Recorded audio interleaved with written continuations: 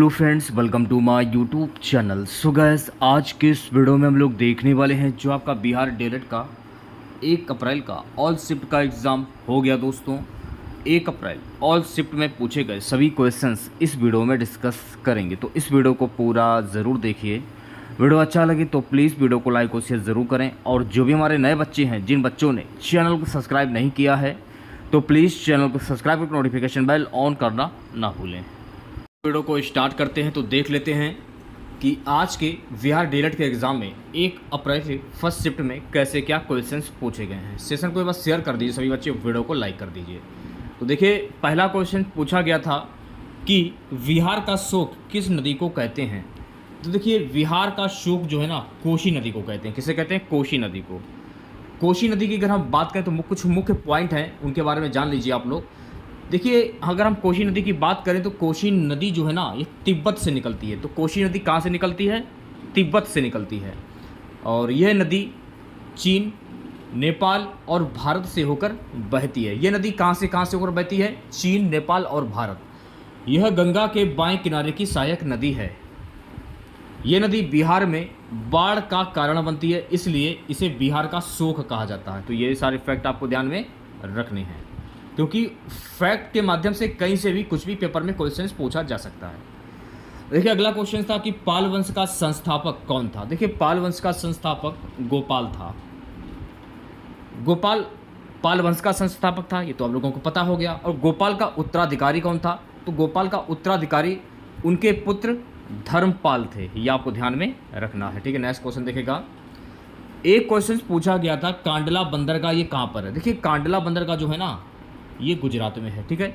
अगर हम कांडला बंदरगाह की बात करें तो ये आप लोगों को पता चल गया कि कांडला बंदरगाह ये गुजरात राज्य में स्थित एक ज्वारीय बंदरगाह है।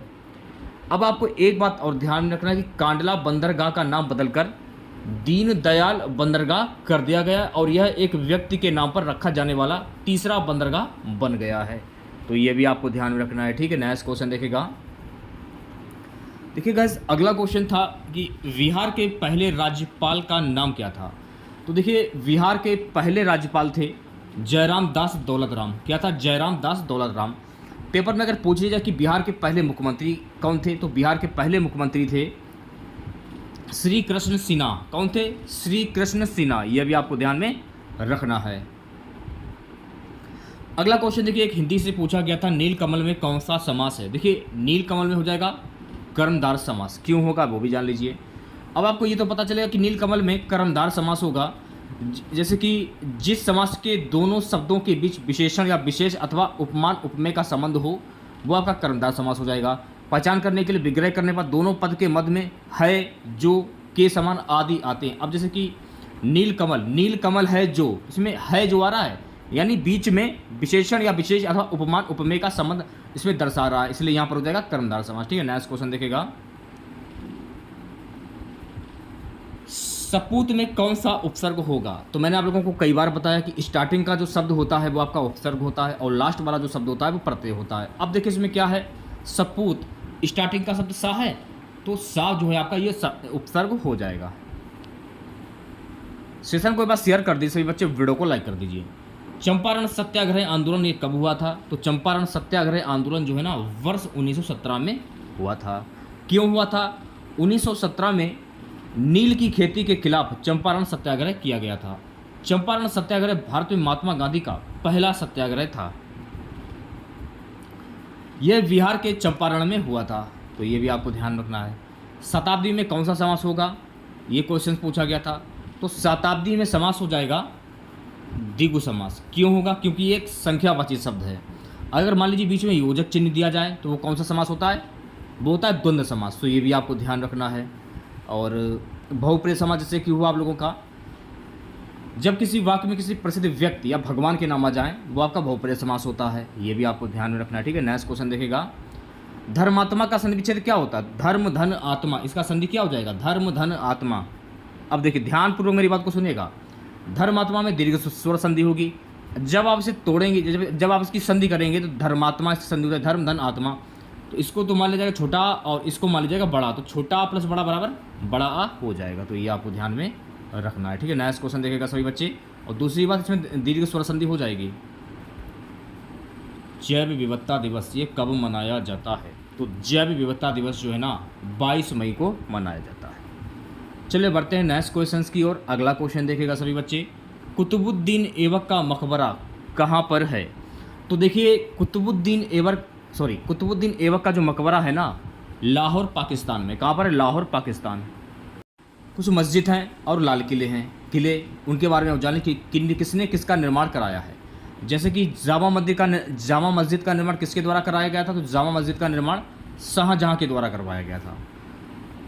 और लाल किले का निर्माण किसके द्वारा करवाया गया? तो लाल किले का निर्माण शाहजहां के द्वारा करवाया गया था। आगरा का किला किसके द्वारा बनवाया गया था? तो आगरा का किला अकबर के द्वारा बनवाया गया था। बुलंद दरवाज़ा किसने बनवाया था? तो बुलंद दरवाज़ा का निर्माण अकबर के द्वारा करवाया गया था। हुमायूं के मकबरे का निर्माण किसके द्वारा करवाया गया? तो हुमायूं के मकबरे का निर्माण हमीदा बानो बेगम के द्वारा करवाया गया था। तो ये सारे फैक्ट आप याद कर लीजिए क्योंकि इन्हीं में से क्वेश्चन पेपर में पूछे जाते हैं। नेक्स्ट क्वेश्चन देखिएगा, कुदेरमुख राष्ट्रीय उद्यान कौन से राज्य में स्थित है? देखिए कुदेरमुख राष्ट्रीय उद्यान जो है ना ये कर्नाटक में स्थित है। कहाँ पर स्थित है? कर्नाटक। तो कर्नाटक आपका सही आंसर हो जाएगा। तो जिन बच्चों का आगे आने वाली शिफ्टों में एग्जाम लगा हुआ है तो सभी बच्चे चैनल को जरूर सब्सक्राइब करें। साइमन कमीशन भारत कब आया था? तो साइमन कमीशन भारत 3 फरवरी 1928 को भारत आया था। ये आपको ध्यान में रखना है, ठीक है। नेक्स्ट क्वेश्चन देखेगा, एक क्वेश्चन था कि सलाल विद्युत परियोजना किस राज्य की है? देखिए सलाल विद्युत परियोजना जो है ना ये जम्मू कश्मीर की है। सलाल विद्युत परियोजना। गौतम बुद्ध का जन्म कहाँ पर हुआ था? देखिए गौतम बुद्ध का जन्म लुबनी में हुआ था। कहाँ पर हुआ था? लुबनी में। गौतम बुद्ध की अगर हम बात करें तो गौतम बुद्ध सिद्धार्थ का जन्म कब हुआ था? 563 ईसा पूर्व। जन्म याद कर लीजिए। और इनका जन्म जो है बैसाख पूर्णिमा कपिलवस्तु के पास नेपाल में लुबनी के प्रसिद्ध उद्यान में हुआ था। यह आपको ध्यान में रखना है। एक क्वेश्चन था, भारत का सबसे बड़ा पशु मेला ये कहाँ पर लगता है? तो देखिए भारत का जो सबसे बड़ा पशु मेला है ना सोनपुर मेला बिहार के सोनपुर में लगता है। ये आपको ध्यान में रखना है, ठीक है। नेक्स्ट क्वेश्चन देखिएगा, एक क्वेश्चन था बेकिंग सोडा का रासायनिक सूत्र क्या होता है? देखिए बेकिंग सोडा का रासायनिक सूत्र होता है NaSCO3। ये आप याद कर लीजिए क्योंकि सूत्र से भी क्वेश्चंस पूछे जा रहे हैं। चेरो जनजाति ये कहाँ पर निवास करती है? देखिए चेरो जनजाति जो है ना उत्तर प्रदेश के दक्षिणी पूर्वी कोने में निवास करती है। अगला क्वेश्चन, संथाली भाषा को कौन से संविधान के संशोधन के अंतर्गत जोड़ा गया? तो देखिए संथाली भाषा को 92वां संविधान संशोधन अधिनियम 2003 के तहत जोड़ा गया। एक क्वेश्चन देखिए पूछा गया था, क्षोभ मंडल से समताप मंडल तक जाने में तापमान पर क्या प्रभाव पड़ता है? क्षोभ मंडल से समताप मंडल तक जाने में तापमान पर क्या प्रभाव पड़ता है? तापमान में बढ़ोतरी होती है। तो ये आपको ध्यान में रखना है, ठीक है। तो इतने ही क्वेश्चन हमको मिले थे। जो भी क्वेश्चन थे वो मैंने आप लोगों के सामने शेयर कर दिए हैं। तो जिन बच्चों का आगे आने वाले शिफ्टों में एग्जाम लगा हुआ है, अगर आप पेपर के एनालिसिस चाहते हैं तो तुरंत चैनल को सब्सक्राइब करें और नोटिफिकेशन बेल ऑन करना ना भूलें और वीडियो को लाइक करें ज़्यादा से ज़्यादा और हमें सपोर्ट करें। तो चलिए मिलते हैं नेक्स्ट वीडियो के साथ। जय हिंद, जय भारत। तो देख लेते हैं 1 अप्रैल के सेकंड शिफ्ट में कैसे क्या क्वेश्चंस पूछे गए हैं।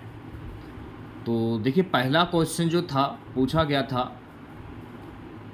कि विरक्ति का विलोम शब्द क्या होगा। अगर आपका किसी भी शिफ्ट में एग्ज़ाम लगा हुआ है तो हिंदी का जो टॉपिक है विलोम शब्द को जरूर देख कर जाएँ क्योंकि पेपर का जो लेवल है बहुत ही सिंपल सा पेपर आ रहा है, या लोगों को पता होगा। हिंदी के जो क्वेश्चंस हैं बहुत ही सिंपल से क्वेश्चंस पूछे जा रहे हैं। तो अगर आप पेपर देने वाले हैं, अगर आपका किसी भी शिफ्ट में एग्ज़ाम लगा हुआ है तो विलोम शब्द जरूर देख कर जाएँ आप लोग। तो देखिए विरक्ति का विलोम शब्द होता है अनुरक्ति। चलिए अगला क्वेश्चन देखेगा। अगला क्वेश्चन पूछा गया था पूर्वी और पश्चिमी घाट ये कहाँ मिलते हैं? देखिए पूर्वी और पश्चिमी घाट जो है ना ये नीलगिरी में मिलते हैं। अगर हम बात करें नीलगिरी पहाड़ियों की तो नीलगिरी पहाड़ियाँ वहाँ पाई जाती हैं जहाँ पूर्वी घाट और पश्चिमी घाट मिलते हैं। तो पहला पॉइंट आपको ये ध्यान रखना है, अगर पेपर में पूछ लिया जाए कि नीलगिरी जो पहाड़ियाँ हैं ये कहाँ पर पाई जाती हैं या कहाँ पर मिलते हैं, तो ये मिलते हैं पूर्वी घाट या फिर पश्चिमी घाट पर, ठीक है। और दूसरा पॉइंट आपको ये ध्यान रखना है कि नीलगिरी पर्वत दक्षिणी भारत के पश्चिमी तमिलनाडु में पश्चिमी घाट का हिस्सा है और सबसे ऊंची चोटी डोडा बेटा है जिसकी ऊंचाई 2637 मीटर यानी 8652 फीट है। ये भी आपको ध्यान रखना है, ठीक है। नेक्स्ट क्वेश्चन देखेगा। देखिए अगला क्वेश्चन पूछा गया था कि 1857 की क्रांति ये कहाँ शुरू हुई थी। देखिए 1857 की जो क्रांति है ना, ये मेरठ में शुरू हुई थी। अगर हम 1857 क्रांति की अगर हम बात करें तो 1857 का विद्रोह ब्रिटिश ईस्ट इंडिया कंपनी के खिलाफ पहला विद्रोह था। भारतीय स्वतंत्रता का प्रथम संग्राम हुआ था 10 मई 1857 को प्रारंभ हुआ था। विद्रोह की शुरुआत कहाँ से हुई थी? इस विद्रोह की शुरुआत मेरठ से हुई थी। तो ये भी फैक्ट आपको ध्यान में रखना, इन सभी फैक्ट को देख लीजिए एक बार आप लोग, ठीक है। अगला क्वेश्चन देखिए पूछा गया था, सेशन को बस शेयर कर दीजिए सभी बच्चे, वीडियो को लाइक कर दीजिए, कि पावापुरी ये कहाँ पर। देखिए पावापुरी जो है ना, ये नालंदा में है, तो नालंदा आपका सही आंसर हो जाएगा। अगला क्वेश्चन देखिए पूछा गया था कि मनोरथ का संधि विच्छेद क्या होगा।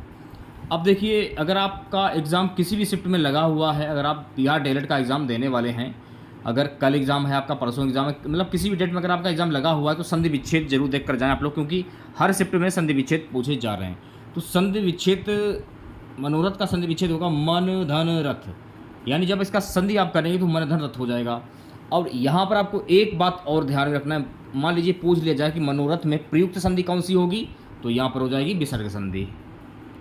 अगला क्वेश्चन देखिएगा, एक क्वेश्चन पूछा गया था कि लोहे में जंग लगने से उसके भार पर क्या प्रभाव पड़ता है। जैसे कि मान लीजिए लोहे में अगर जंग लग जाती है तो उसका जो भार है ना, भार वो बढ़ जाता है।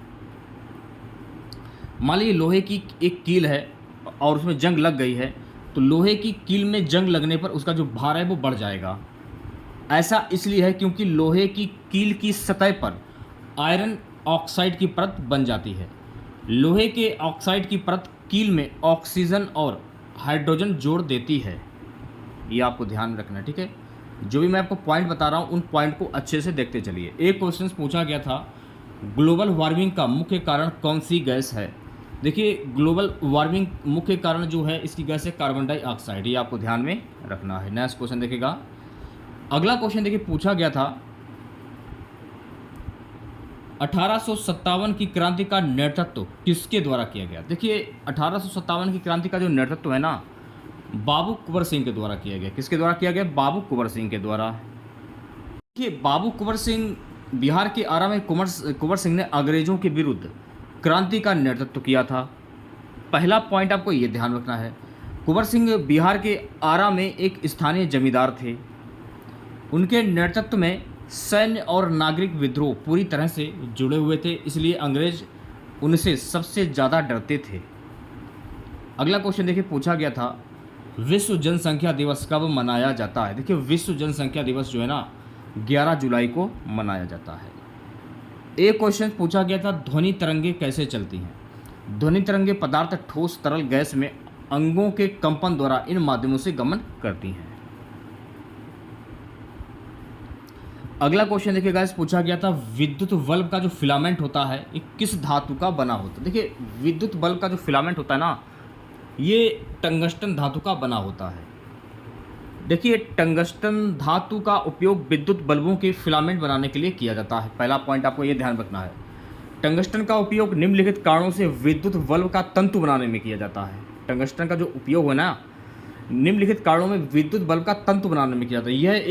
यह एक बहुत ही उच्च गलनांक वाली एक मिश्र धातु है। तो ये सारे पॉइंट आपको ध्यान में रखने हैं। देखिए बच्चों अगला क्वेश्चन पूछा गया है, मनसबदारी प्रथा किसके द्वारा शुरू की गई। देखिए मनसबदारी प्रथा जो है ना, ये अकबर के द्वारा शुरू की गई थी। अगर हम बात करें मनसबदारी प्रथा की, तो मनसबदारी प्रणाली की जो शुरुआत है ना, ये अकबर के द्वारा की गई थी। इसमें नई प्रशासनिक मशीनरी और राजस्व प्रणाली के रूप में पेश किया गया था। अगला क्वेश्चन देखिए गाइस पूछा गया था, आश्रम का पर्यायवाची शब्द क्या। देखिए आश्रम का पर्यायवाची शब्द होता है कुटी, मठ, तपोवन, विहार और अखाड़ा। ये सभी शब्द जो है ना आश्रम के पर्यायवाची हैं, ये आपको ध्यान रखना है, ठीक है। नेक्स्ट क्वेश्चन देखिए पूछा गया था कि शुंग वंश की स्थापना किसने की थी। देखिए शुंग वंश की स्थापना पुष्यमित्र शुंग के द्वारा की गई थी। शुंग वंश की स्थापना पुष्यमित्र शुंग ने की थी। और देखिए पुष्यमित्र शुंग एक ब्राह्मण था, ये आपको ध्यान रखना है। पुष्यमित्र शुंग अंतिम मौर्य राजा बृहदर्थ के सेनापति थे। उन्होंने 184 ईसा पूर्व में बृहदर्थ की हत्या कर दी थी। पुष्यमित्र ने कई अशोक स्तूपों और शिलालेखों को नष्ट कर दिया था।